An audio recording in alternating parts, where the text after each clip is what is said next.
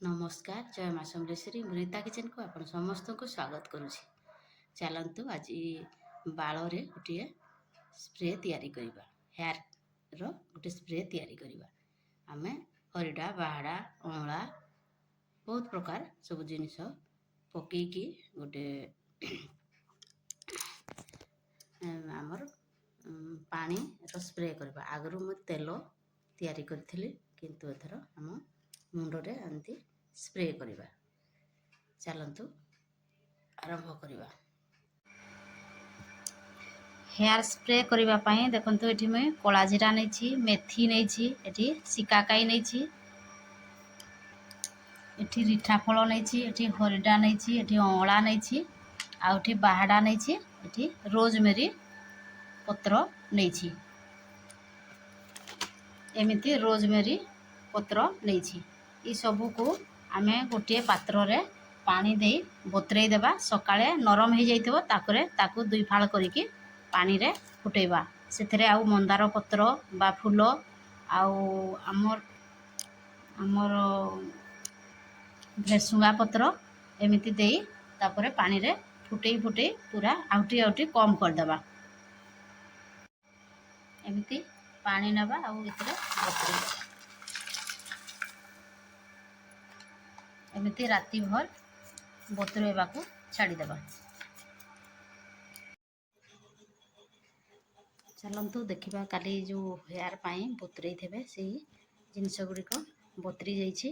चलंतु सेटा फुटेकी सेटा फाळ करिकि सेटा तामने तैयार करिबा।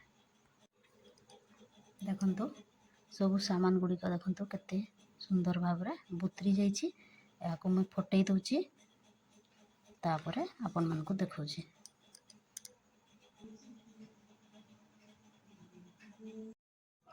देखंतु संग माने मु जो सामान गुड़िक नैथिली सब बतरी देइथिली सेटा बतरी गला परे मु फुटेई देछि। देखंतु सब गुड़िक फुटेई नेछि। तापरे देखंतु मु मंदार पत्र आ मंदार फूल आ करी पत्र बा भेसुआ पत्र देवा पई कहिथिली। जे टिके टिके नेछि। एटा छाउंडला मंदार फूल एटा मध्य टिके दे देबे। आपण माने ई तीन जिनिस देले देई परिबे नहले त स्किप करि परिबे।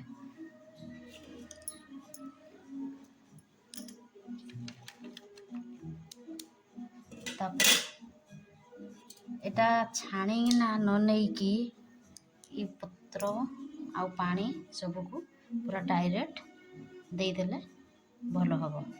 काहे कि ना आमे पानी दे थेंते ई तार औषधीय गुण गुड़िक पुणी पड़ी जाइथांता। से तेणु करी मो अलगा पानी न देकी से पानीटा दे दउछि। देखंतु गोटे पात्र रे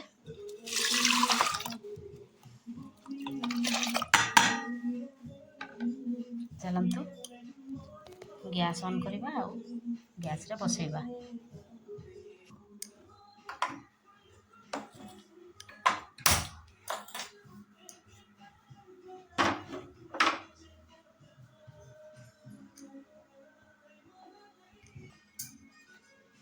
चलंतु ये जिनिस गुड़िक मध्य सेथिरे पकई देबा।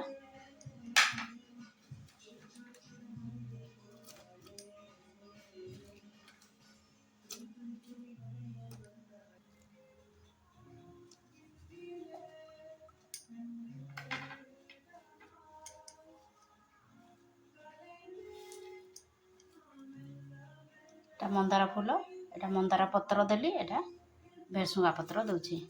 तापरे फुटिबा पई छाड़ी देबा।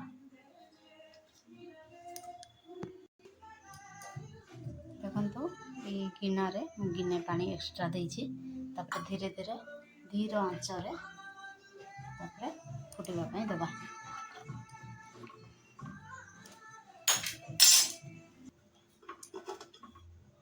चलंतु देखिबा। देखंतु फुटी फुटी पूरा आहुटी पूरा एते दूर तक थिला एते कमी गलानी। एबे गैस को बंद कर देबा।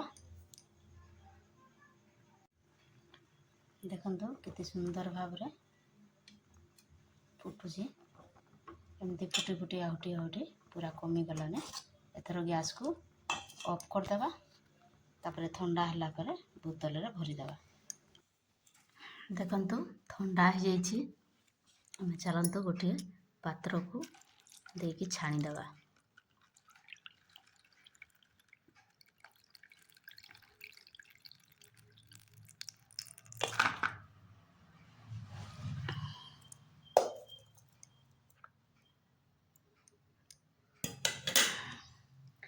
ତାପରେ ଏମିତି ଦୁଇଟି ପାତ୍ରରେ ଭରିଦେବା।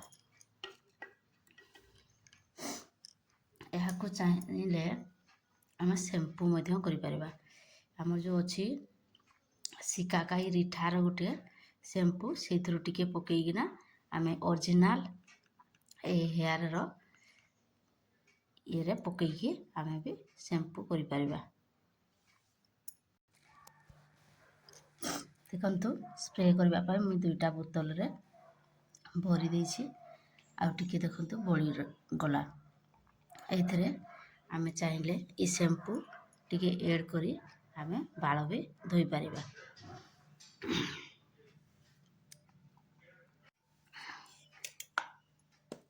ଆମେ ଫୁଟେଇଲା ପରେ ଯେଉଁ ପାଣିଟା ଛାଣିଦେଲେ, ତାପରେ ଯେଉଁ ବାକି ଅଂଶ ଯେଉଁ ରହିଗଲା, ଏହାକୁ ଚାହିଁଲେ ଆପଣମାନେ ଗ୍ରାଇଣ୍ଡିଙ୍ଗ କରି ଏହାକୁ ବାଳରେ ମୁଣ୍ଡରେ ଲଗେଇ ପାରିବେ। କିଛି ସମୟ ରଖି ଇଏ ମଧ୍ୟ ବହୁତ ଫାଇଦା ଦେବ।